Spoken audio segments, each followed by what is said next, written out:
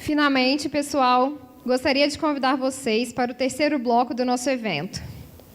Vamos todos juntos receber aqui o nosso ilustre convidado, o homem que catalisou essa energia toda entre nós e que tem reunido nós todos ao longo dos últimos anos. Vamos levantar e aplaudir de pé Ciro Gomes.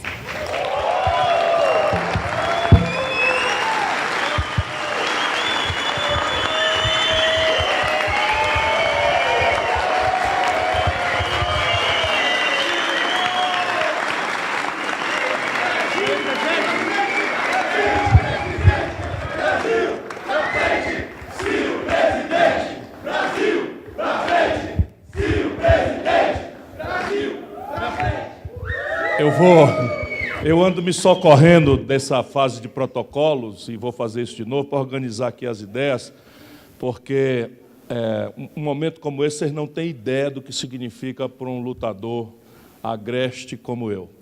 E eu queria começar dizendo muito obrigado, assim, como expressão. Na minha mente, vamos sim.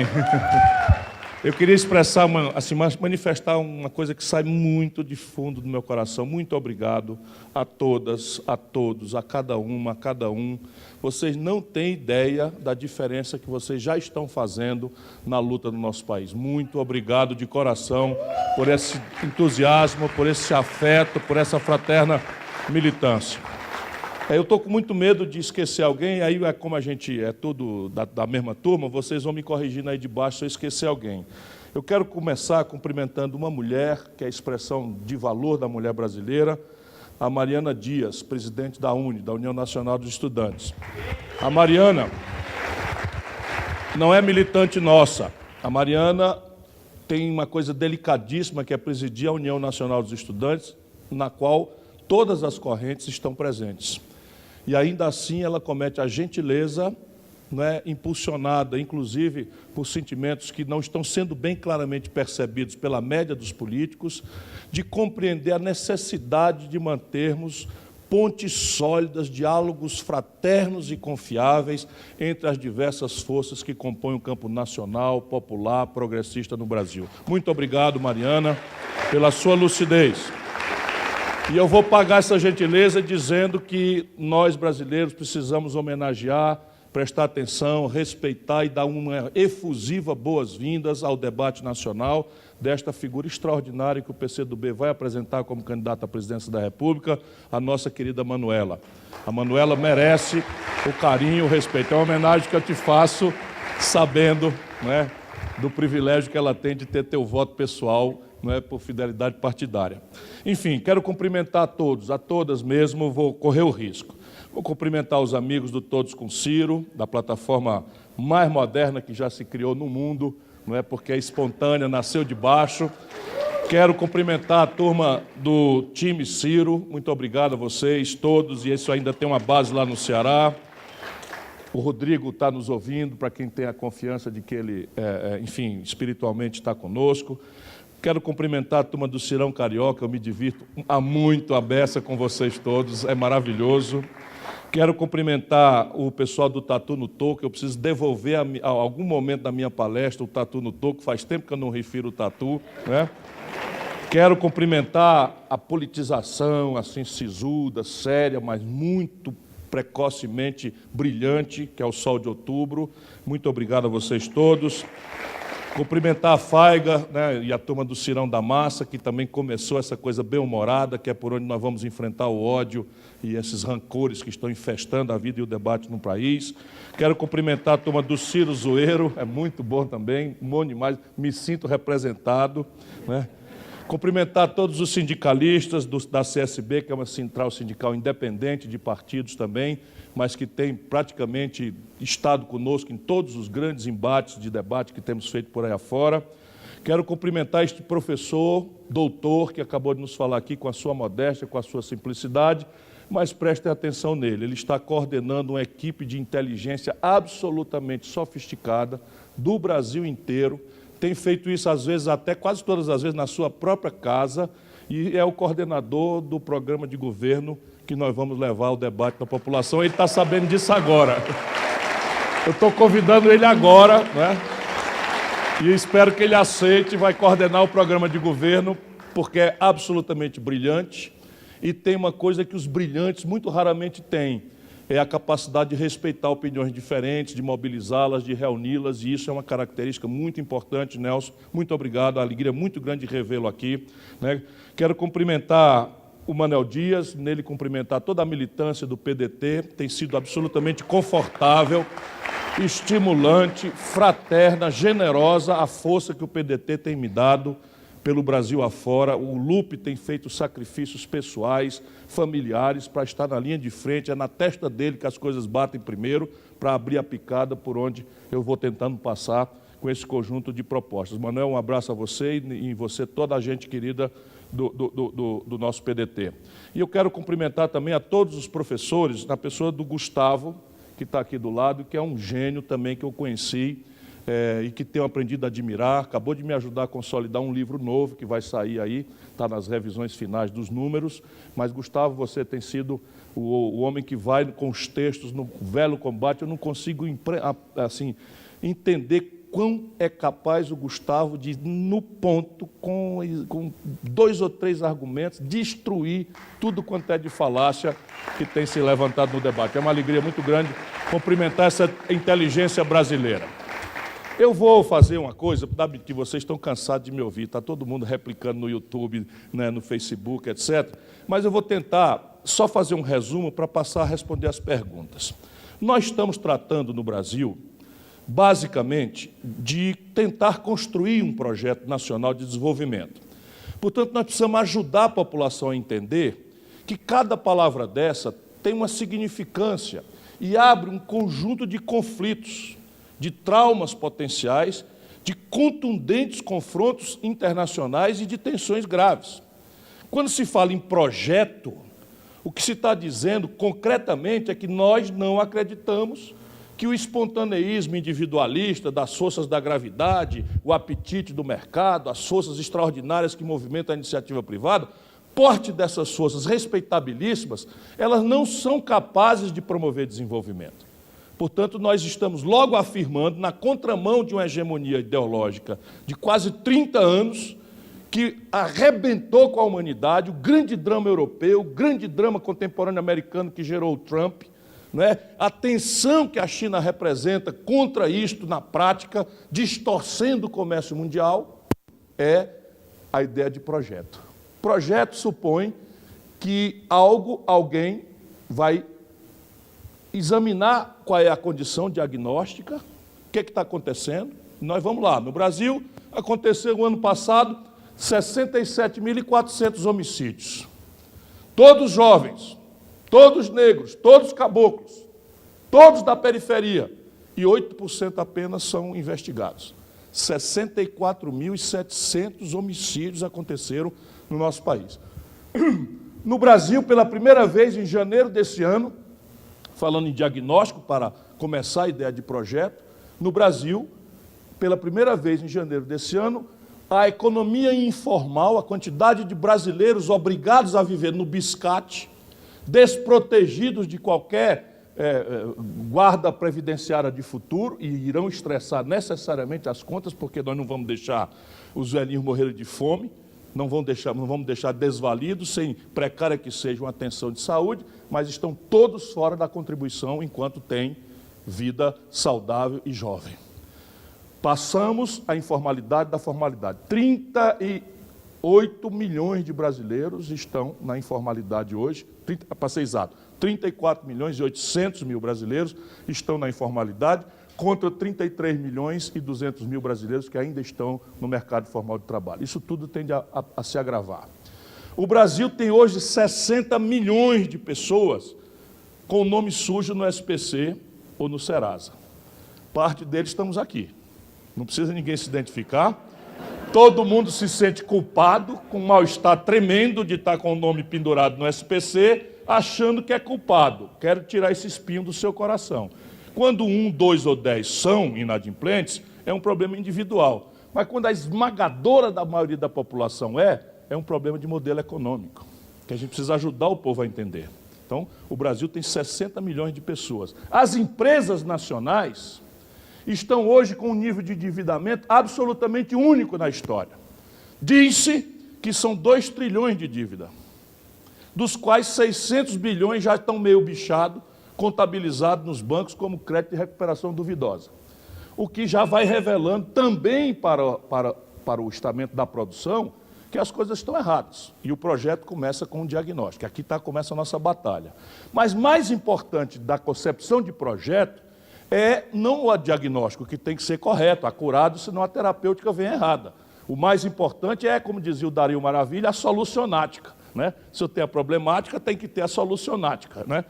E a solucionática quer dizer o seguinte: qual é o país que nós queremos? Ou, se queremos ser modestos, qual é o país que nós precisamos? E aí tem algumas concretudes. Por exemplo, o Brasil traz ao mercado de trabalho, todo ano, 2 milhões de rapazes e moças. Todo ano o Brasil traz 2 milhões de rapazes e moças emergindo ao mercado de trabalho, querendo empreender ou achar um emprego, para libertar o pai, a mãe, a família do ônus, né? Mandar no seu próprio nariz, ter o seu próprio dinheirinho e tal. E o Brasil não dá oportunidade a essas pessoas. E essas pessoas, antes de chegar ao mercado de trabalho, elas estão emergindo na mesma proporção de uma escola primária, ou que a gente chamava no passado de escola primária, que hoje é a escola básica, para demandar uma escola média, técnica, profissionalizante, e não temos. E diante disso o Brasil, simplesmente essa gente que nos governa, sem nossa autorização, meteu uma emenda na Constituição proibindo a expansão do gasto com educação pelos próximos 20 anos. Assim como proibiu com a segurança, assim como proibiu com saúde, mas não proibiu nada, 51,7% do orçamento brasileiro que vão para os bancos, para o rentismo, para a agiotagem, para o juro e para a rolagem da dívida do país. Então é disso que se trata. Projeto é aclarar para o conjunto da população o diagnóstico, afirmar quais são os objetivos nacionais de curto, médio e longo prazo e coordenar expectativas e institucionalidades para que essas metas possam ser praticáveis. E aí introduzir o que é moderno: avaliação, supervisão, controle, não é? Prêmios e punições para o êxito alcançado e ou para o fracasso eventualmente praticado. E isto tudo não cai do céu. Não é o mercado, na sua anarquia criativa, que tem grandes virtudes, que faz isso. Jamais foi no mundo, jamais foi na história da humanidade. Nós estamos intoxicados ideologicamente, mas não há precedente na história da humanidade de nenhum país do mundo que tenha se desenvolvido pelo caos espontâneo do mercado. E isso, para nós, não é difícil reconhecer, volto a dizer, o mérito do mercado tem papel fundamental no progresso humano, a livre iniciativa, mas não é tarefa dela promover desenvolvimento, muito menos distribuição de renda e equidade social, porque o mercado, deixado livre, tende à concentração, tende à inequidade, tende a rupturas e às crises cíclicas. No mínimo, o desenho regulatório precisa ser oposto. Até em Adam Smith, né, estão escritas algumas páginas em relação a isso. Por que nacional? Ora, porque é vã a convicção, é completamente mistificadora a apologia da globalização. A globalização é uma mistificação ideológica que se inventou para abrir fronteiras para a alocação do maior estoque de capital financeiro da história da humanidade.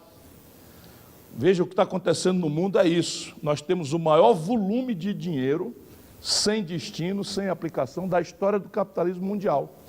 E ele precisa quebrar barreiras nacionais, restrições regulatórias, etc., etc., para abrir oportunidades para ele fazer o seu destino, que é se replicar. Mas repare bem, a condição de produzir não é global. Então vamos ter clareza, todos nós carregamos um celular. E outro dia, no meio dessa palestra, alguém disse assim, eu não, doutor. Eu disse, eu quero um autógrafo seu. Né? Porque o cara não andar com celular me mata de inveja, porque eu tenho que andar com 2, né? E ainda me sinto mal de achar que estou sendo difícil de ser acessado, de não ver, né, o que é que falou o Tatu no Toco naquele dia e tal. Pois bem, as condições de empreender seguem sendo dramaticamente nacionais. E se a gente, teoricamente, tinha alguma dificuldade para entender isso, o Mr. Trump, recém-eleito presidente dos Estados Unidos, está erguendo barreiras, restrições ao comércio de produtos em que o Brasil é mais competitivo do que eles. Acha os planos. Então, eles dizem para nós que a economia tem que ser global, que nacional não faz mais sentido, que é preciso romper as estratégias nacionais e permitir que o mercado livremente aconteça e ofereça a sua eficiência para o conjunto da humanidade. Para os outros. Faço o que eu faço, faço o que eu digo, mas não faço o que eu faço. Nunca foi assim na história da humanidade, mas agora nós temos clareza. Ontem, essa semana, foi anunciado nos Estados Unidos restrições de até 53% de imposto de importação dos Estados Unidos para aço plano brasileiro. Simplesmente as exportações de aço do Brasil para lá, que é o maior mercado no nosso aço, vão colapsar. Milhares de brasileiros perderão o emprego. Milhares de brasileiros perderão o emprego. Muitos dólares deixarão de entrar na balança de pagamentos do país. E há uma constante. Imaginem isso naquilo que importa. Tecnologias sensíveis. Imaginem se você agravar a cavalar escala com que a China se apresenta para competir. Então, a agenda trivial do empresariado conservador no Brasil, que nem é culpa deles, não é? É a falta de debate, mas a agenda cavalar, assim, a agenda trivial é diminuir a carga tributária, de preferência zerar, diminuir os custos do trabalho, de preferência devolver o Estado à escravidão, e desonerar a previdência social, que só assim vai ter competitividade. Eu conheço um lugar no Brasil onde toda essa agenda está praticada desde a origem, a Sulanca de Caruaru. A Sulanca de Caruaru é um cluster, ou um arranjo produtivo local, onde foi ali o governo deixando por razões de emprego, de precisar no meio do sertão de Pernambuco, do Nordeste, não é, produzir, foi se deixando acontecer. Então lá não tem carteira assinada, lá não tem imposto, lá não tem cargo previdenciário, lá não tem CLT, nada disso. Resultado, uma calça jeans produzida na China chega mais barato na Sulanca de Caruaru do que custa produzir a mesma calça lá. Por quê? Porque a China produz 1 bilhão de calça jeans num mês, e aí o custo fixo é muito mais baixo, porque ela compra tanto pano que o pano para ela é mais baixo, ela compra tanto zíper que o preço do zíper para ela é mais baixo, ela compra tanto botão que o preço do botão para ela é mais baixo, e ela pode ganhar meio centavo de dólar de lucro numa calça, porque a soma vem do bilhão de calças que ela produz por mês. Resultado, a calça chega em Caruaru mais barato do que isso. Então, a questão não é esta. E isso, então, exige que a gente devolva o debate da questão nacional. Essas expressõezinhas aqui, olha o tempo que está dando, e eu querendo ser econômico. Né? Projeto nacional foi essa quase meia hora que eu falei aqui. Por quê? Porque a condição prática de empreender é nacional. Mas por que desenvolvimento? Porque, repare bem, para a gente ter cuidado, não aceitar essa falsa divisão miúda que quer acomodar o Brasil numa camisa de força absolutamente artificial que nos reparte entre coxinhas e mortadelas, o Brasil não cabe nisso. Isso foi muito conveniente durante um certo tempo para o enfrentamento dos partidos em São Paulo, dos partidos dominantes em São Paulo. Nunca foi verdade para o Brasil. Para enfrentar o Antônio Carlos Magalhães, PSD e PT eram aliados na Bahia. Nós, no Ceará, sempre fomos aliados do PT. Nós estamos apoiando o PT no Piauí. Nós apoiamos o PCdoB no Maranhão. Portanto, o Brasil não cabe nesta miudice, né, de repartir e obrigar a gente a ficar do lado do coxinha ou do mortadela. Espera aí um pouquinho. Não cabe o Brasil aí. E para sair desse debate, eu estou chamando a atenção, você já deve estar cansado de ver, para um refúgio na história. Por que desenvolvimento? Porque desde 1980... ou seja, não existia o rei dos coxinhas, Fernando Henrique Cardoso, nem o príncipe dos mortadelas, o meu amigo Luiz Inácio. Não existiam os dois ainda. Pois bem, desde 80 para hoje, o Brasil cresce míseros 2% ao ano, na média. Melhora um dia, piora no outro, melhora um dia, piora no outro, mas na média parece ser uma coisa que está se impondo ao Brasil. O Brasil não cresce. Cresce 2% ao ano a riqueza e cresce 1,7% ao ano a população. Ou seja, se nós pegarmos 2% de crescimento ao ano da riqueza e a população cresce 1,7%, quer dizer que a riqueza por cabeça está crescendo ridículos, criminosos 0,4% ao ano desde o ano 80. Como nós sabemos que o Brasil é a pior perversão em matéria de distribuição de renda entre todas as economias organizadas do mundo, muito 0,4 por cabeça foi concentrado lá em cima. E chegamos ao limite do paroxismo, do inusitado, em que 5 brasileiros, o ano passado eram 6, a coisa, portanto, piorou, 5 brasileiros somam a fortuna equivalente à receita, à renda com que sobrevivem 100 milhões de brasileiros. Então, evidentemente, que nós precisamos colocar a questão do desenvolvimento como um objetivo nacional a ser perseguido, qualquer que sejam as ameaças, riscos. E a vida é dura. Hoje, o Brasil não tem nenhum compromisso com o desenvolvimento. Com essa tríplice que foi montada pelo Fernando Henrique no segundo mandato, a partir da quebra do Brasil, e que foi mantida pelos 13 anos de governo dos nossos companheiros Dilma e Lula, nós simplesmente não temos compromisso com o desenvolvimento. O desenvolvimento no Brasil virou um efeito colateral, se possível, de um conjunto que tenta imunizar a gestão da economia da influência da política. Então a gente começa a assistir determinadas aberrações. Qualquer, como eu diria, fela da puta pode ser candidato a presidente. Olha o pessoal dando corda. Eu fiz só para brincar com vocês. Eu fiz para brincar, mas eu não vou errar, eu vou me comportar more presidentially. Então, mas assim, qualquer um pode ser presidente do Brasil na cabeça de uma certa elite brasileira, desde que o Banco Central seja entregue aos bancos. Eles não dizem me entrega para os bancos, eles dizem independência do Banco Central. E o Banco Central brasileiro é mandatado de uma forma absolutamente distinta do Banco Central norte-americano. O Banco Central brasileiro não tem nenhum compromisso com o nível de atividade econômica, nenhum compromisso com o nível de salário, nenhum compromisso com o nível de emprego. Pois bem, o Fed norte-americano, que é o Banco Central deles, é mandatado para perseguir a menor inflação a pleno emprego. Ou seja, o Fed americano está ali coagido a perseguir a menor inflação a pleno emprego, ou seja, um olho no peixe, outro no gato. É preciso combater a inflação, e evidentemente é preciso, mas é preciso manter o nível de atividade econômica em direção ao pleno emprego. E é nessa tensão contraditória que o Banco Central americano acha o equilíbrio. Aqui não. Aqui o camarada apresenta qualquer miragem de inflação, produzida pelo próprio governo, que baixa um decreto e aumenta a gasolina. Baixa um decreto, larga o pau, aumenta o preço do gás de cozinha, isso aparece nos índices econômicos, apresenta-se um nível de inflação, e o Banco Central não quer nem saber, larga a taxa de juros em cima, como se taxa de juros tivesse efeito sobre um decreto do governo. Precisa ser economista para entender isso?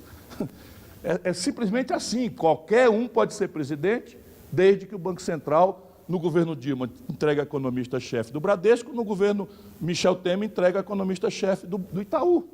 Simples assim, com todo respeito aos cavalheiros do Sindicato dos Banqueiros, que agora também piorou muito. Porque quando eu era ministro da Fazenda, e eu sou relativamente novo, ainda dou um caldo, né? Um sexagenário razoável ainda, né? Pois bem, quando eu era ministro da Fazenda, o Ceará, meu pequeno e pobre estado, tinha 5 bancos. Minas Gerais tinha 19 bancos. Hoje, essa gente permitiu, por imprudência, por falta de projeto, por falta de concepção estratégica de desenvolvimento, a mais brutal e veloz concentração de bancária da história do capitalismo financeiro global. Hoje, 83% das transações financeiras no Brasil são monopolizadas por 5 bancos. Banco do Brasil, Caixa Econômica, que estão ligados ao cartel privado, por tudo que tem acontecido no Brasil, Itaú, Bradesco e Santander.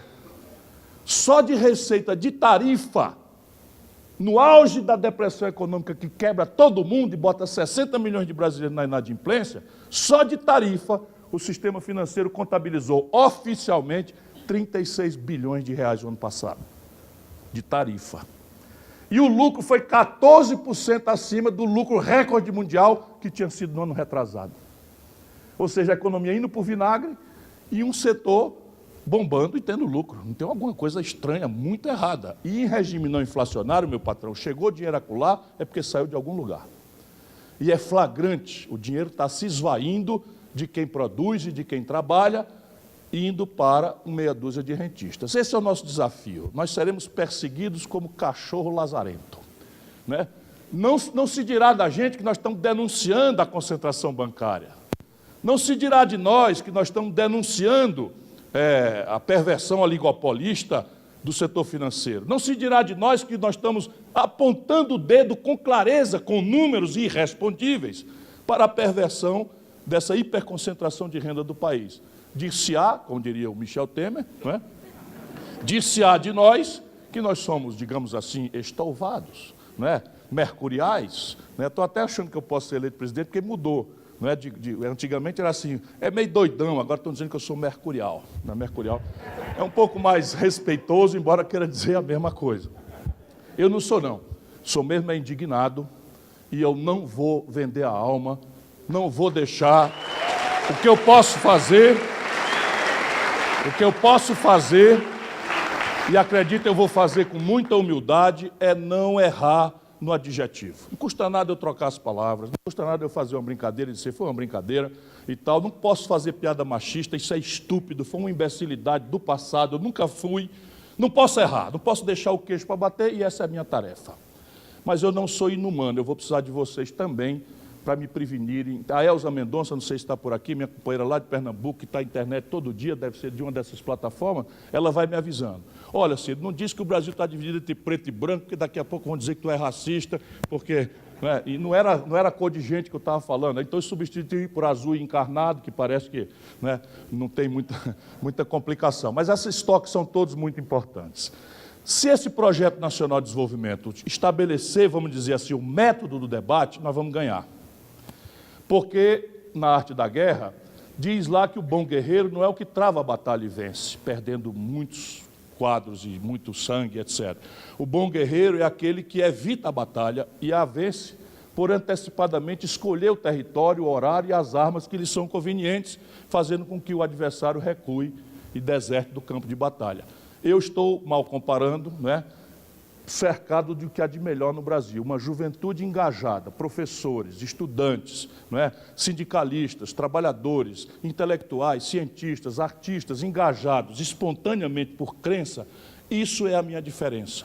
Se as ideias que nós estamos desenvolvendo, com essa gente toda que está me ajudando, conseguirem balizar o debate, é tão grave o momento brasileiro que fica complicado. Vai ser quase engraçado se o debate for emprego, salário, taxa de juro, enfim, saúde, educação para certos candidatos, né, que acham...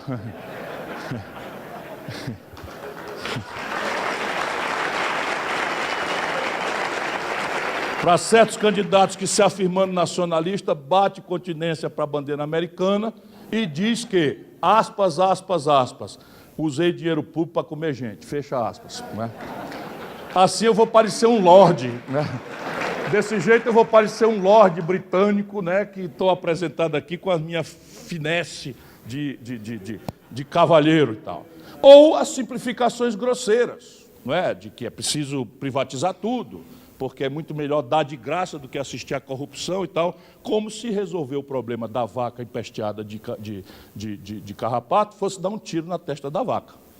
Isso resolve o problema do carrapato, mas a vaquinha morre, com ela morre o queijo, morre o leite, morre o bezerro, e isso não é o que o Brasil pode aceitar.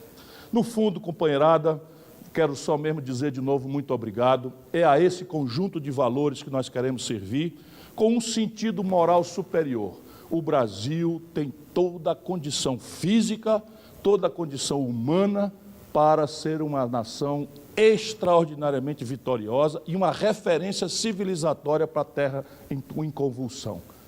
E o que está falhando gravemente no Brasil está ao nosso alcance, é a política. A política está faltando gravemente no Brasil, por falta de imaginação, por corrupção, por interdição ideológica, por entreguismo, mas viva, nós ainda temos eleições marcadas para o dia 7 de outubro próximo vindouro. Portanto, trata-se de empolgarmos a política e devolver ao povo brasileiro a confiança em si mesmo. Vai dar certo, eu estou sentindo que vai dar certo. Muito obrigado a todos.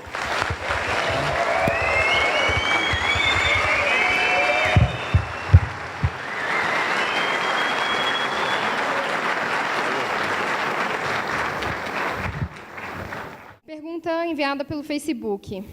O Brasil é um país regionalmente muito desigual. Como reorganizar o Pacto Federativo para reduzir as desigualdades regionais? Bom, um projeto nacional de desenvolvimento ele tem que ter premissas e valores a serem perseguidos, porque isso não é só uma decisão tecnocrática. Então, a ideia de projeto nacional, do nosso campo, é de que o país tem que crescer, porém o país tem que descobrir mecanismos de fazer um modelo de crescimento, ou seja, de desenvolvimento inclusivo, ou seja, que trate a sociedade brasileira com aquilo que nós em direito chamamos de equidade. E, evidentemente, se nós queremos que o país tenha equilíbrio, o país tem que ter como primeira grande tarefa do seu crescimento construir mecanismos de distribuição de renda, de maneira a alcançar com mais cuidado, zelo e delicadezas os mais vulneráveis, sejam eles sob o ponto de vista interpessoal, e aí nós vamos encontrar mulheres, por regra, ganham 70% do salário dos homens pelo mesmo nível de atividade econômica. É preciso colocar no projeto um vetor feminista para que o país enfrente esse tipo de desigualdade. Negros, ganham muito menos, são a população mais vulnerável à violência, então tem que ter um olhar de equidade também por este corte interpessoal. E se a gente quiser achar o endereço da pobreza brasileira, ela basicamente hoje tem dois endereços. A periferia das grandes cidades, onde a violência, a miséria, a mortalidade infanto-juvenil são absolutamente trágicas, e o fundão do semiárido do Nordeste, mas nós vamos encontrar também gravíssimos problemas de desequilíbrio regional no desenvolvimento do país, em lugares onde não se suspeita. Por exemplo, Vale do Ribeira, em São Paulo. É uma região de muita depressão econômica que exige mecanismos de ativação econômica, de coordenação de fatores estratégicos, porque não se suspeita que em São Paulo, o mais rico estado brasileiro, você tem uma mesorregião com dificuldades gravíssimas e com muita pobreza e muita miséria. Metade sul do Rio Grande do Sul é o lugar que mais regrediu economicamente ao longo desse colapso econômico brasileiro.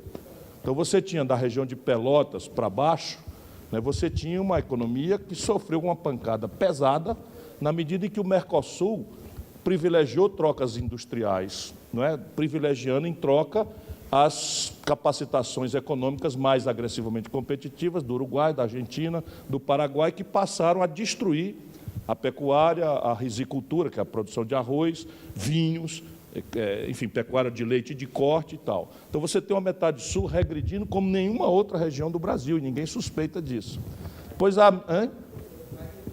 sim, agora quebraram a indústria naval, que era uma saída já produzida por um relatório que nós fizemos de desenvolvimento regional, destruíram o estaleiro que estava se evoluindo com grandes encomendas no Rio Grande. Depois você tem ainda onde não se suspeita, no estado que tem o Triângulo Mineiro, riquíssimo, que tem uma zona da mata riquíssima, que é Minas Gerais, nós assistimos o Vale do Jequitinhonha, que foi mencionado aqui, e o Mucuri, são regiões paupérrimas, que têm atividades alternativas, cachaça, gemas, joias, etc., porém, foi absolutamente espoliada no passado colonial do Brasil e segue sendo, no meio de um estado do Sudeste, uma mesorregião também a demandar grandes problemas. Mas a massa de miséria está no semiárido do Nordeste e no fundão da Amazônia. Esses são os dois lugares mais críticos. O Centro-Oeste participa de um debate de desenvolvimento regional, mas a agenda do Centro-Oeste, na medida do êxito extraordinário, que é uma gente muito trabalhadora, e por determinadas coisas que tem a ver com biotecnologia, no primeiro momento desenvolvida pela Embrapa, que tem a ver com subsídio no crédito que o governo brasileiro sustenta, mas, acima de tudo, tem a ver com a raça e a capacidade de trabalho do povo brasileiro.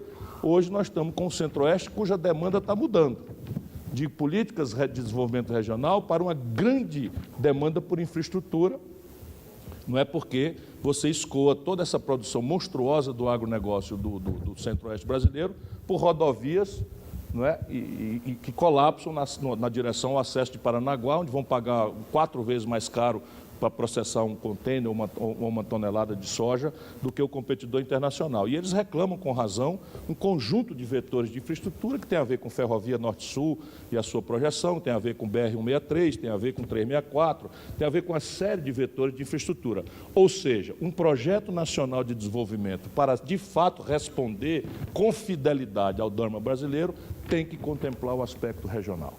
Ninguém conhece o Brasil se você quiser pasteurizar. Mas a expectativa de vida de um jovem que nasce no Morro do Rio de Janeiro pela violência chega a 23 anos.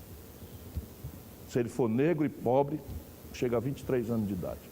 Então você não pode desconsiderar uma realidade absolutamente atípica que está acontecendo. Se você nasce também, né, numa periferia de São Paulo, é tão selvagem a luta para a sobrevivência lá, que você tem que considerar também essa agenda. E isso vai exigir muita fidelidade, muita sintonia, muita participação real da sociedade no molde desse projeto nacional que vai amarrar tudo.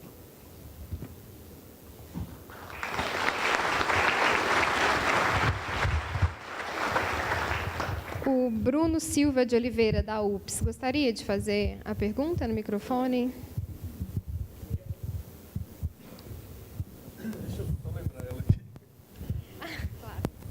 A mesma homenagem que eu fiz à Mariana, eu não sabia que você estava aí, meu companheiro, obrigado pela presença. Ele é presidente da União Brasileira dos Estudantes Secundaristas, também não tem compromisso partidário conosco, mas é uma presença que me... Não é da UBS? Ah, eu pensei que era da UBS. Então, não retiro não, mando para o seu intermédio um recado para a UBS, pronto. Está vendo como eu estou ficando espertinho também, né? Desculpa. Transmitirei ao devido destinatário. Presidente, no seu livro, que depois você vai me dar um autógrafo, um desafio chamado Brasil, no capítulo 22 tem uma parte chamada Reforma do Judiciário, que o senhor faz um emaranhado muito, diria eu, até um pouco muito atual do que está acontecendo hoje. E essa era a pergunta. Qual a sua opinião sobre o judiciário de hoje? Sobre toda essa história que está acontecendo, tanto com o ex-presidente Luiz Inácio Lula, tanto quanto com o auxílio moradia dessa classe privilegiada brasileira. Boa noite, obrigado. Boa noite, obrigado. Vamos examinar o assunto em tese, que é nosso compromisso com o futuro do país, e depois eu especializo nos casos, né? O judiciário brasileiro é um problema, mas a gente não pode ser injusto de pensar que é um problema intrínseco às personas do judiciário. Parte sim, mas parte extensa não. A queixa do povo brasileiro com relação ao judiciário, basicamente, é uma queixa que está acontecendo em estados de hiperconcentração de renda do mundo inteiro, inclusive na América do Norte. Tem a ideia, especialmente depois do julgamento do O.J. Simpson nos Estados Unidos, esse debate pegou muito quente nos Estados Unidos. Eu estava na Harvard Law School nessa época e vi ali o debate muito aceso, que é basicamente a ideia de que, se você é rico e contrata um time de advogados sofisticados e com influência, né, você acaba descobrindo incidentes, mecanismos de evasão dentro das legislações processuais e penais, especialmente falando desse tipo de assunto, mas tributárias então nem se fala, para livrar a cara e garantir a impunidade dos privilegiados. Isto é fato. E é fato caricatamente dramático no Brasil, embora, neste caso, a defeituação seja mais do conjunto de legislações. E aí você tem a parte que toca. O judiciário brasileiro, isso é um legado que nós recebemos do tipo de império português, é um judiciário de classe. É um judiciário ao qual só ascendem jovens que tiveram chance de estudar qualificadamente. Isso vai começando a mudar, mas não mudou, né? O judiciário posto, especialmente nos tribunais superiores, são jovens que tiveram excepcionais condições de educação que não são acessíveis ao povo, de se submeter a concursos ou ter influência política para, pelos caminhos das nomeações políticas, ascender aos tribunais superiores. E eles têm a marca da classe. E já dizia o camarada Mao Tse, que não anda muito sendo citado, mas ele era um sábio também, antes de ser um revolucionário. Mao Tse Tung dizia, basicamente, no Livro Vermelho, que ninguém trai a marca da sua classe. E o judiciário brasileiro é um judiciário de classe. Ele é absolutamente severo em direção aos humildes, aos pequenos, aos pobres, ainda que sejam todos eventualmente culpados, e absolutamente leniente, concessivo e tolerante com os ricos. Vamos ao exemplo prático, que é o que está me comovendo muito, porque nós vamos discutir segurança pública de um jeito antagônico a essas simplificações grosseiras que estão infestando o debate do Brasil. O Brasil já tem, é importante que vocês dominem isso, para vocês verem como não é trivial o assunto. O Brasil já tem a segunda maior população carcerária do mundo. Só perdemos para a América do Norte. No Brasil, são 700 mil pessoas nos presídios, que tem vaga para mais ou menos 300 mil pessoas. Então, nós temos 700 mil pessoas. Um terço dessas pessoas que estão segregadas nos presídios brasileiros são jovens, pobres, negros, caboclos, apreendidos com pequeníssimas quantidades de droga, ou como usuário, ou como aquilo que na periferia se chama de avião, que é a última ponta da distribuição, mas basicamente ele não faz parte do narcotráfico, do filé, do banditismo, ele é a ponta, né? Porque nós fechamos na cara dele o emprego, não damos uma escola, ou a que damos é careta, não comove ninguém, e nós temos uma geração de milhões de garotos e garotas brasileiros que os sociólogos estão chamando de nem estudam, nem trabalham. E tem aspirações de consumo, excitadas por essa oferta, né, consumista que dominou a humanidade. E transferimos do ambiente subjetivo, espiritual, do romance, da música, da poesia, da seresta, da insurgência revolucionária, que eram felicitantes na nossa geração, eu tenho 60 anos, hoje ser feliz é quanto de uma expectativa de consumo sofisticadamente informada globalmente, eu dou conta de praticar com a renda apertada minha e da minha família. Então a meninada quer ter o tênis da hora, quer ter a camiseta, quer ter o celular, e não tem renda para isso. E a sociedade ao seu redor é um tapa na cara dele diária de frustração, de maneira que ele perde o apreço. A família desmontou, por regra ele mora numa família que o pai foi embora, a mãe cria, mas tem que sair cedo para trabalhar e deixa ele sozinho com os amigos, etc. Então, este desmonte, né, da situação brasileira pede uma solução estratégica para a questão da segurança, que não é o trivial. O trivial não está funcionando, porque se temos 700 mil pessoas na cadeia, significa que a polícia já prendeu, o Ministério Público já representou, de alguma forma o juiz já fez a prisão e o sistema já segregou. Isso nós só assistimos à violência crescer impunemente, etc, etc. Então, é preciso construir uma solução diferente para isso e pôr em debate com desinterdição mental todas as soluções, porque ninguém está conseguindo resolver isso na humanidade. Mas o Brasil tomou tal vulto o problema que talvez tenhamos nós que fazer pioneiramente algumas equações construírem. E é isso que nós vamos pôr em discussão. Tinha uma parte da sua pergunta que eu acho que escapou. Não, aí vem essa questão aí, né? Auxílio moradia dos juízes. Evidentemente, se o cidadão mora na casa própria dele e recebe auxílio moradia, isso não é só imoral, isto é ilegal. E não está na lei que ele tem esse direito. Foi projetado por uma liminar, dada há 3, 4 anos atrás, na esperança de que ninguém mais prestasse atenção.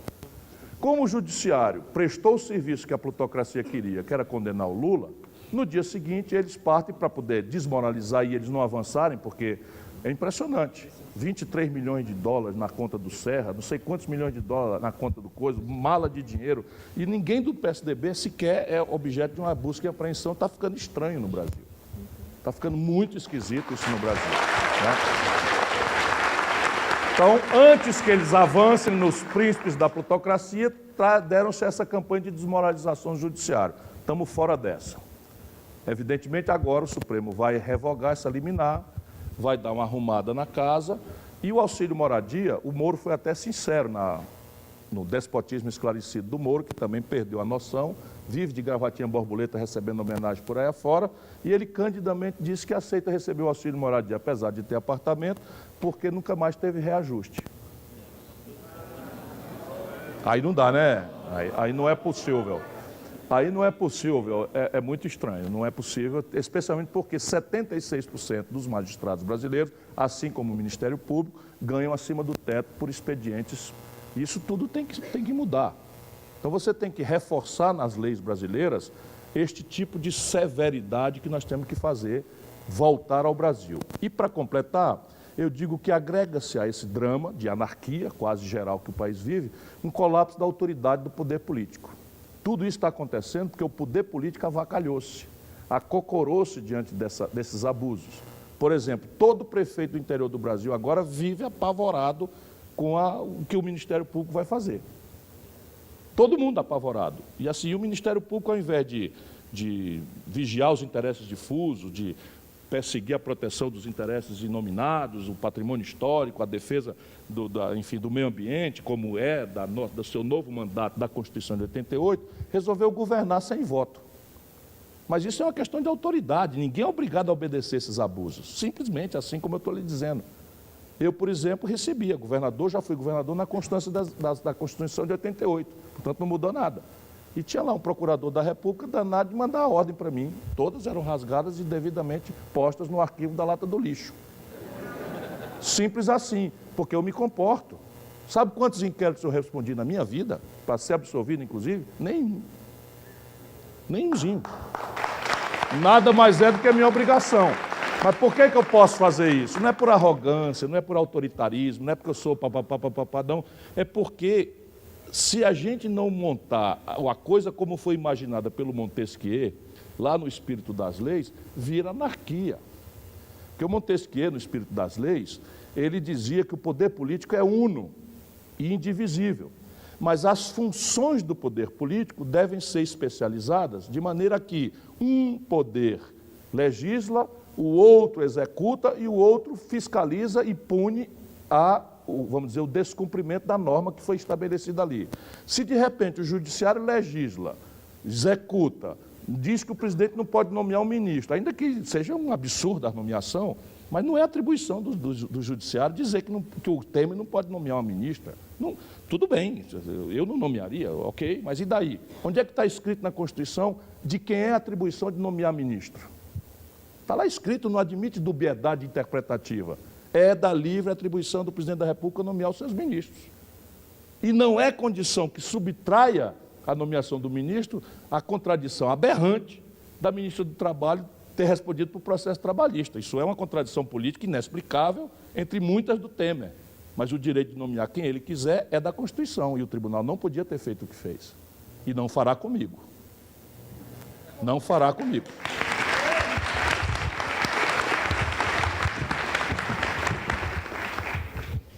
Mais uma pergunta aqui que muito nos interessa.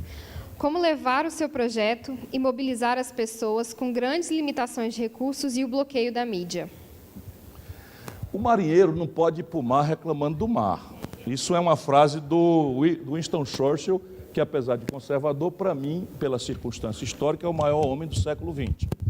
Winston Churchill resistiu sozinho contra a violenta onda nazi-fascista da Europa, que rapidamente avassalou a França, rapidamente dominou os Balcãs, rapidamente dominou os Países Baixos, rapidamente associou-se com a Península Ibérica, com a Itália, e a Inglaterra ficou sozinha. E os governantes ingleses queriam contemporizar com Hitler. O Chamberlain chegou a assinar um acordo, junto com Stalin. Que vexame. E ele, inconveniente, eu estou relendo as biografias do Churchill, para me compensar um pouco as dificuldades e as pressões que eu sofro.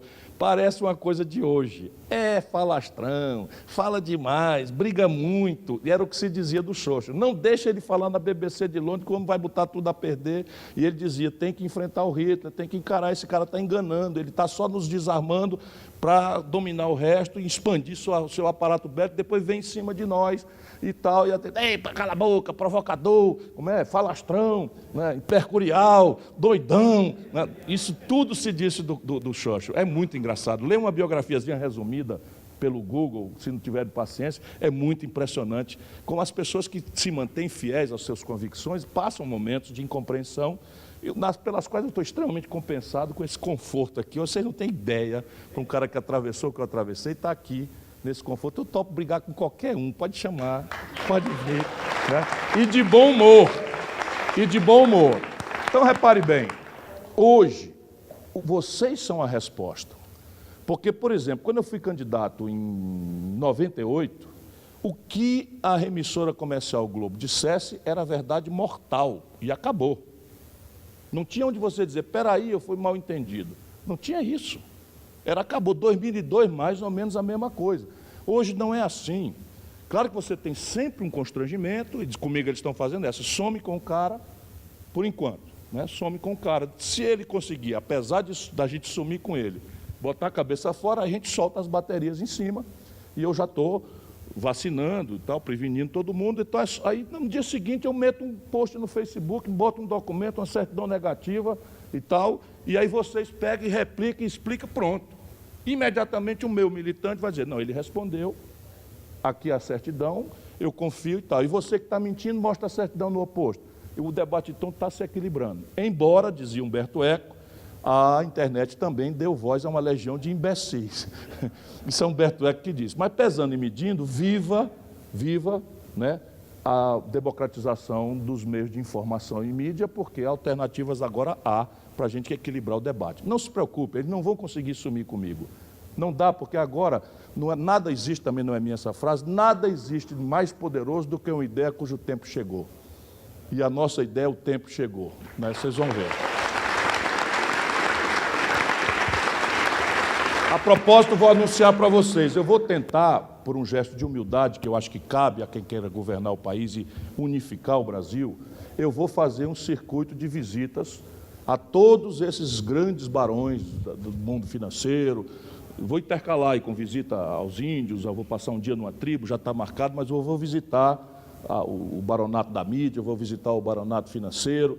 Não vou beijar a cruz, não vou mudar de ideia, mas vou lá dizer, meu irmão, vim aqui para dizer, ó, retira esse veto, eu sou um cara do bem, eu quero só fazer as coisas em nome da maioria e tal. O que vai acontecer, não sei, mas o gesto de humildade eu vou fazer, não custa nada. Né?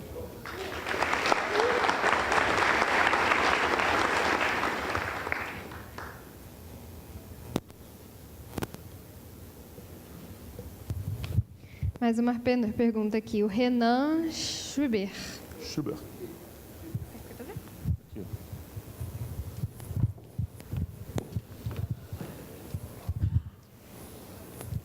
Olá, Ciro.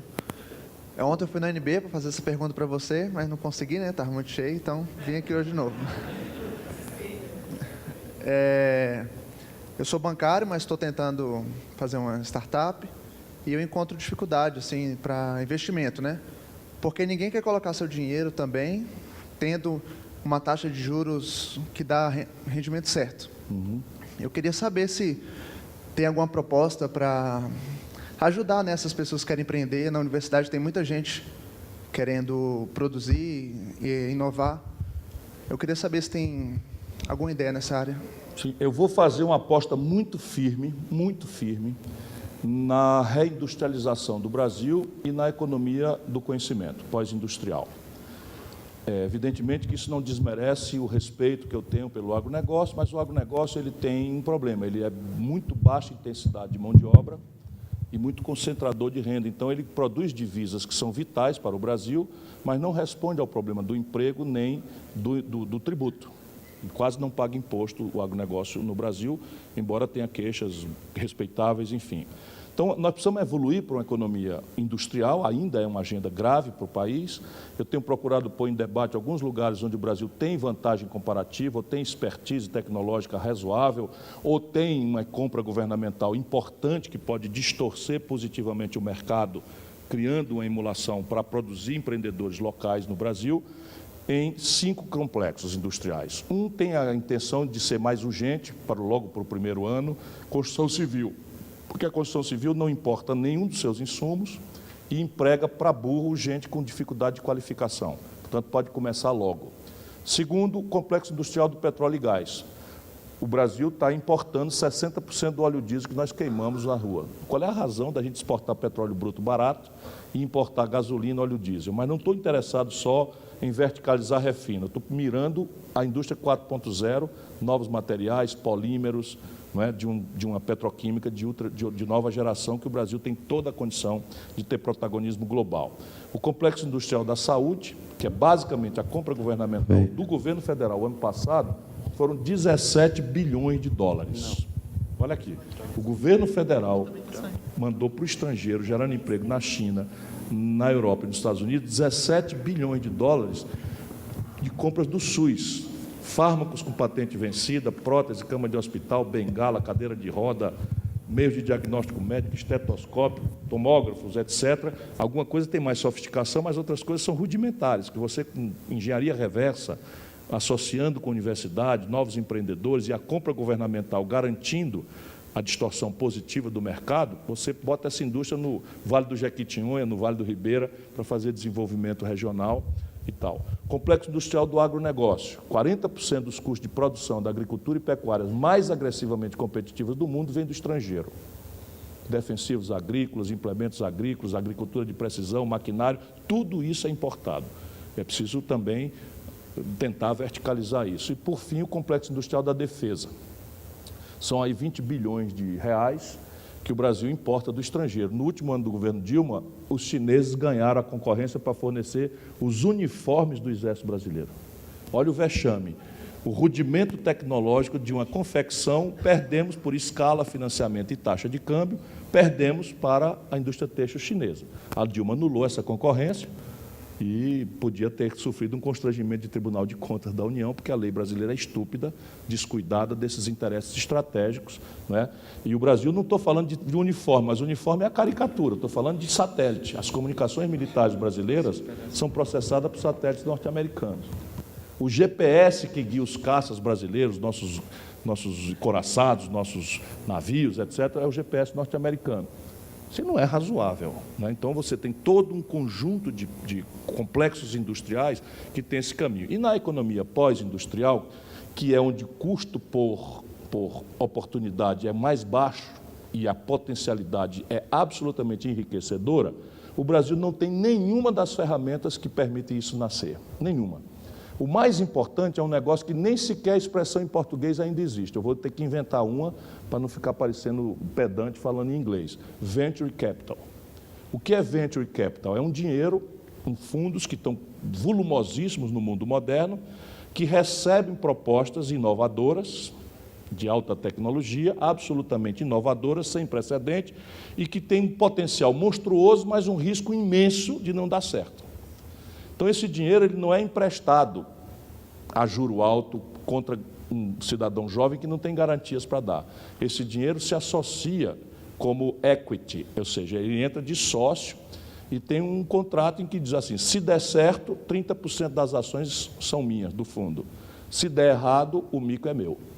E aí, nos Estados Unidos, assim nasceu a Apple, assim nasceu a Microsoft, assim nasceu o Google, assim nasceu o Facebook, assim nasceu o Instagram, assim nasceu o YouTube, tudo com Venture Capital. Sem crédito, com ideias inovadoras, absolutamente sem precedente, para você comparar se pode dar certo ou não, com jovens sem garantia e sem patrimônio para dar.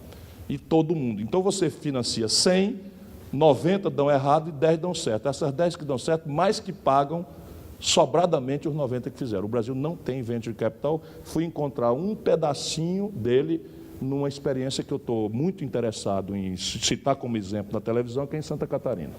Fui lá e fui assistir, porque eu vivo repetindo que não existe venture capital, que aqui o Bill Gates tinha fracassado na origem, que o Steve Jobs tinha fracassado na origem, e aí fui a Santa Catarina e vi lá uma incubadora de empresas, que são as ideias que eu tenho, que eu já fiz no passado, lá atrás.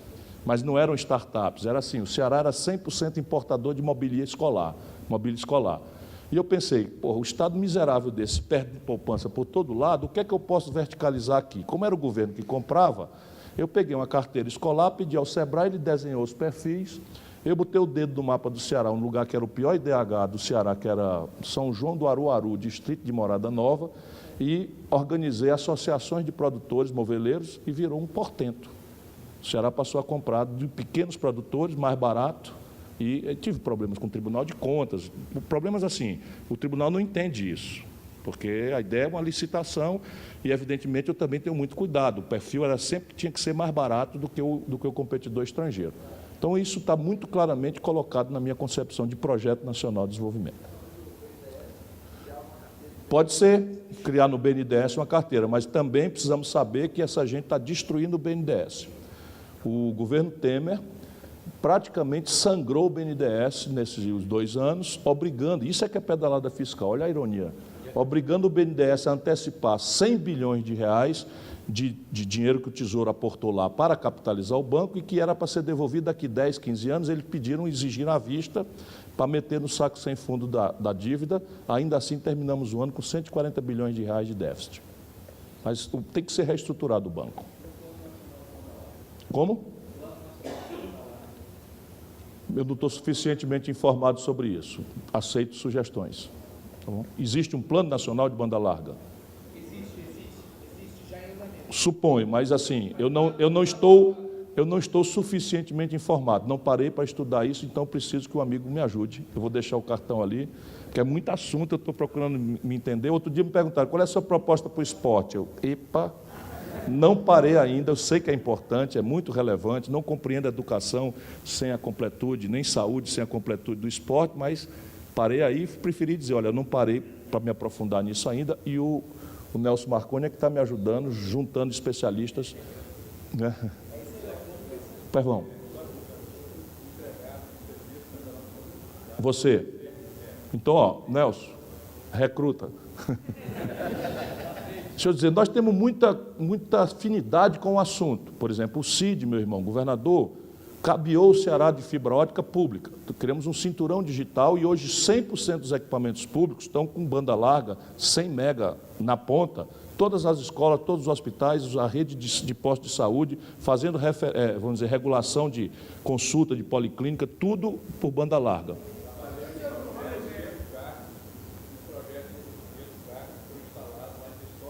Em Viçosa. Pronto. Então, antes de sair, vamos combinar aí que eu preciso... Né? Mais uma? Mais quanto quiser. Como você vê o problema da especulação imobiliária e seus impactos no déficit habitacional? Este é um assunto que, na hierarquia federativa brasileira, está afeto aos municípios. E a Constituição de 88 deu aos municípios a mais importante ferramenta de promover o uso social da terra urbana através de um IPTU progressivo. Eu fui o primeiro prefeito de capital do Brasil que implantou o IPTU progressivo. O IPTU progressivo funciona assim: você é proprietário de uma casa, e só de uma casa, e mora nela, você tem a menor alíquota.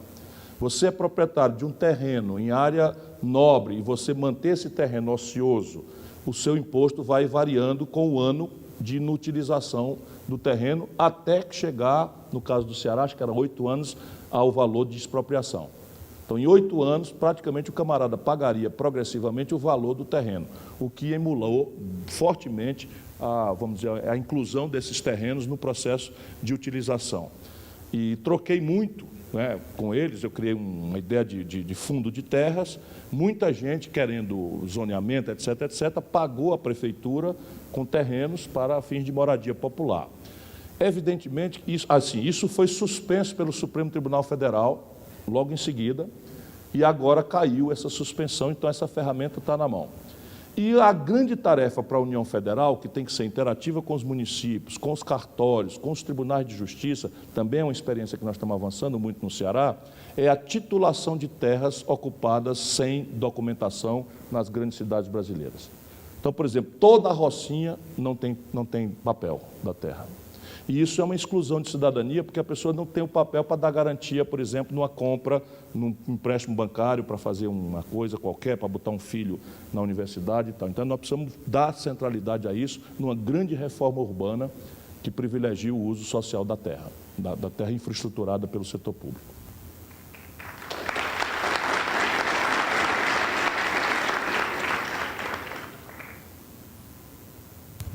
Pessoal, o Ciro vai ter um compromisso daqui a pouco, então a gente vai partir para mais 2 últimas perguntas, tá joia?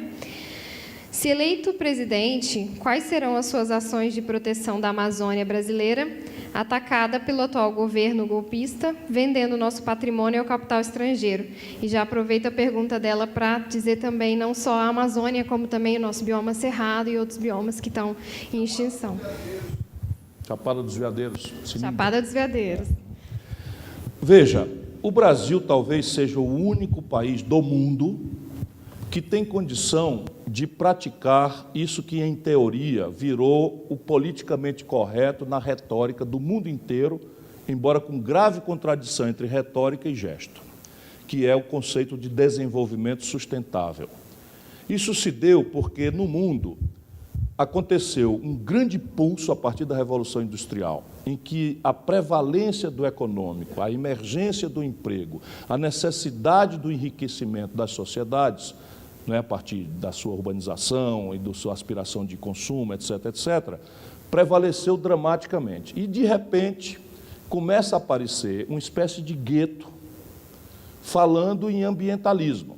Então, o Partido Verde Alemão é a primeira grande expressão institucional que vem negando esse modo de vida, vem negando esse modo de consumo, vem abominando este tipo de satisfação de vida urbana e começa a ter crescente votação, não é?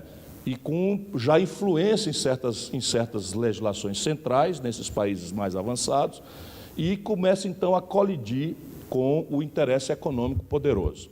Nasce, então, uma espécie de tentativa de sincretismo na academia e na política. Os próprios partidos verdes da Europa passam a convergir e passam a não ser mais um gueto, né, de bicho grilo, de antagônicos ao progresso, etc., etc., mas começa a se discutir o conceito de desenvolvimento sustentável, ou seja, uma tentativa de conciliar a necessidade de empregar o ser humano, de dar a ele acesso aos benefícios de um consumo moderno, que parece ser, equivocadamente, penso eu, a busca da felicidade, com a necessária preservação do meio ambiente.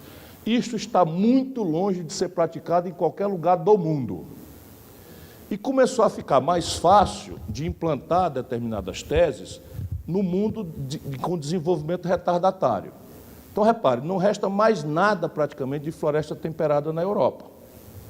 Destruíram tudo e querem preservar a Amazônia com certo ditado de fora para dentro, que gera no Brasil um antagonismo de direita, hipernacionalista, e que acha que árvore boa é árvore derrubada, e isso, por exemplo, contaminou o governo militar do Brasil. É muito importante que a gente saiba disso, porque a história é recente.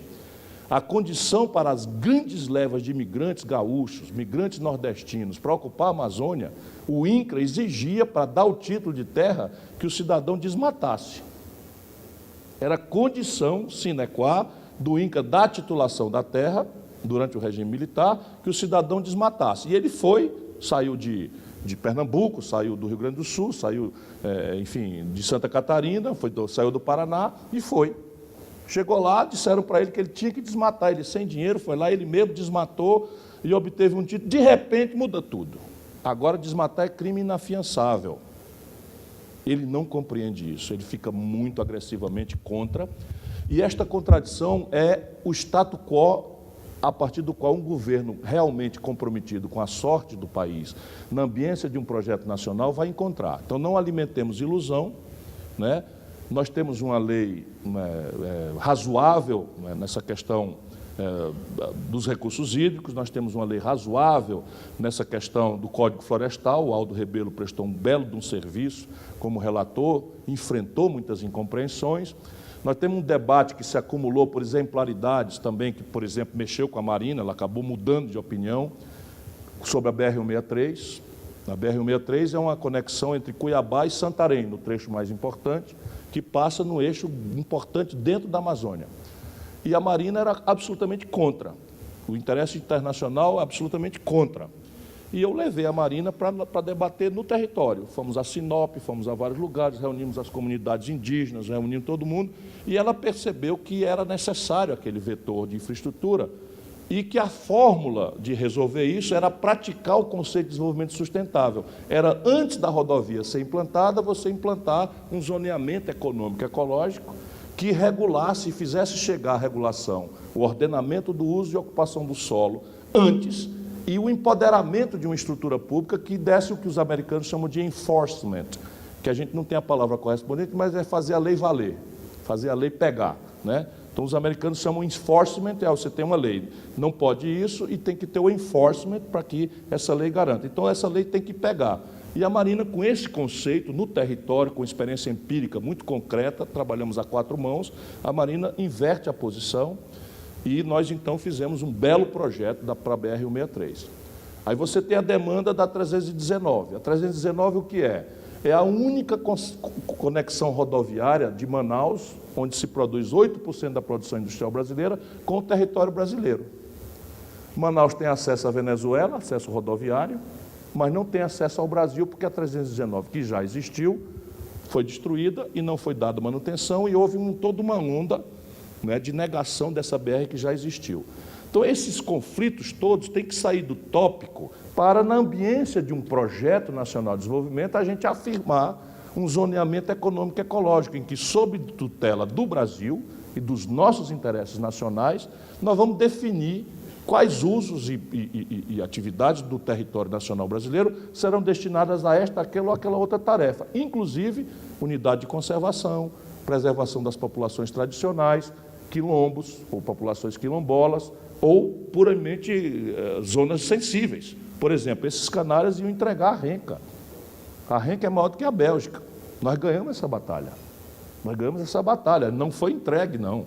E quem fez a pergunta, por favor, se atribua uma vitória, porque nós ganhamos a parada. Nós conseguimos anular o decreto que permitia a privatização da renca para interesses de mineradores estrangeiros, que souberam disso 6 meses antes da sociedade brasileira ser informada disso. Então, a grande solução é essa, é o zoneamento econômico e ecológico. Aí você vai entender, por exemplo, o território do Pará praticamente está 70% desmatado. E aí você tem uma contradição tremenda. 1000 preconceitos, 1000 perplexidades, você tem uma área imensa de degradada, desmatada, que não se usa para nada, ou com rendimento ineficiente, e a floresta que resta sendo estressada para o gado e para uma agricultura, né, e para a exploração de contrabando de madeira não certificada. Ora, se eu fizer para trás, ou seja, a região que já foi desmatada, um zoneamento econômico e ecológico, eu comecei como ministro da Integração Nacional e o governador era do PSDB, uma pessoa que eu respeito muito, né, o Jatene é o médico, Simão Janene. Ele também entendeu e nós fizemos essa experiência. Então você começa a descomprimir a pressão sobre a floresta, gerando para trás um reuso de uma terra que foi outrora floresta e foi desmatada, e as atividades não são muito variadas. Por exemplo, o Brasil tem 1% do mercado de celulose do planeta Terra. A Finlândia, que é a terra do Papai Noel, confina com o Círculo Polar Ártico, tem 8%. Tem menos terra útil do que o Piauí. Lá você planta um pinus ou um eucalipto, para estar em ponto de corte demora 70 anos, 60 anos. E no Piauí ou no Pará, determinadas essências, em 6, 7, 8, 9 anos está pronta. Mas há uma brutal resistência do movimento ambientalista à ideia de fazer reflorestamento com monoculturas, mas também o zoneamento econômico e ecológico resolve isso, entremeando entre as florestas para vamos dizer, a produção E isso exige mecanismos de financiamento, uma presença normativa com enforcement do Estado Nacional Brasileiro, e nós precisamos desinterditar esse debate, porque senão nós vamos reproduzir no Brasil o debate dos anos 60. Tem os ambientalistas, que são do bem, e tem a turma que não pode deixar faltar energia, que são do mal, né? E esse conflito o ambientalista vai perder, porque não vai faltar energia no país em nenhuma circunstância, e acaba fazendo Belo Monte, Santo Antônio, Giral, porque necessariamente tem que fazer. E aí você pode perfeitamente chegar antes, mitigar os efeitos, determinar determinadas compensações socioambientais, que aqui para nós, Belo Monte foi exemplar. Exemplar. E tecnologias hoje há em que você pode mitigar esses conflitos. Então, a grande tarefa de um presidente da República é trazer esses interesses e tentar harmonizá-los na ambiência de um projeto. O projeto o que é? É você botar lucidez, inteligência, racionalidade, ciência, especialistas, para nos proteger dos nossos preconceitos e superficialidades e palpites, né? Nós estamos infernizados também por isso.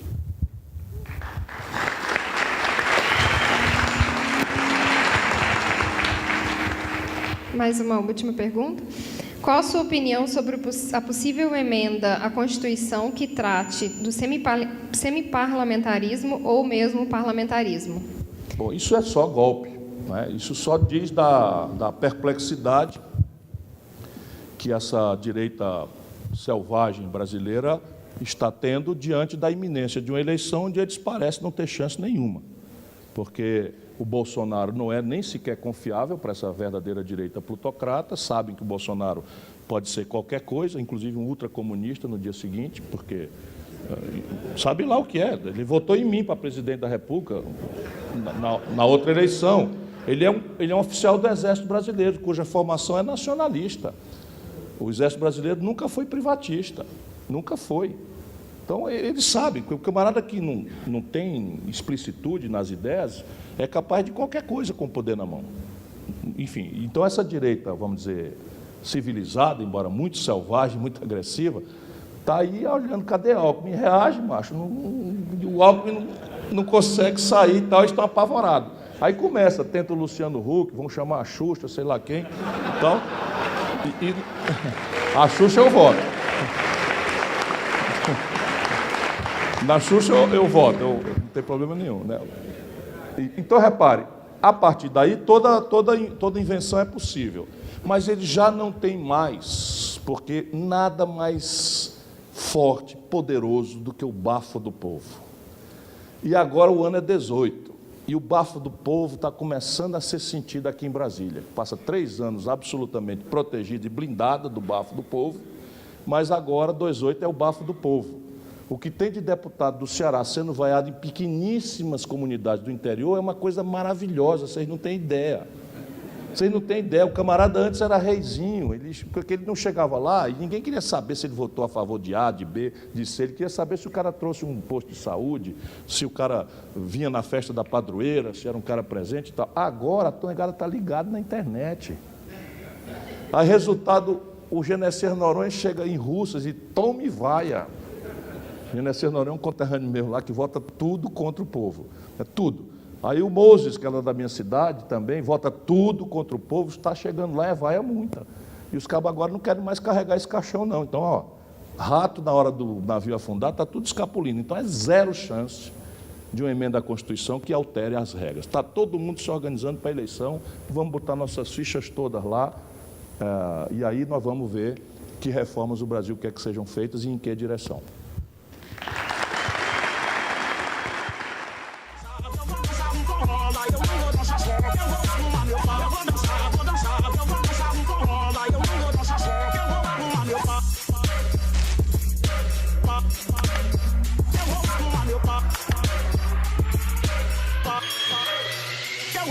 Meu pai.